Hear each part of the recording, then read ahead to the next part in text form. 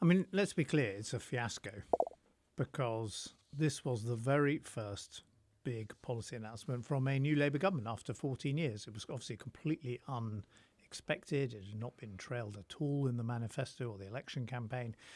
And it was kind of announced by itself. It wasn't announced in the context of a budget or a broader economic strategy.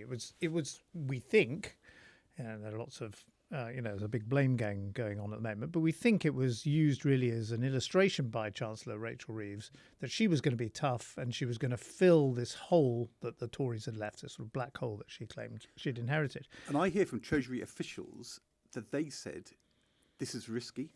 It'll end up costing you more. I think Treasury officials have been getting the blame. I'm not sure that's fair.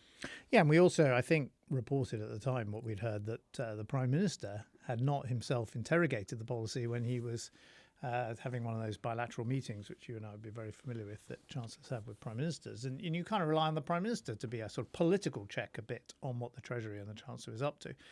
So, I think you can't underestimate it is very, very damaging, partly because it was that first policy, and partly, of course, because they've dug in ever since. Although better to do the U-turn than not.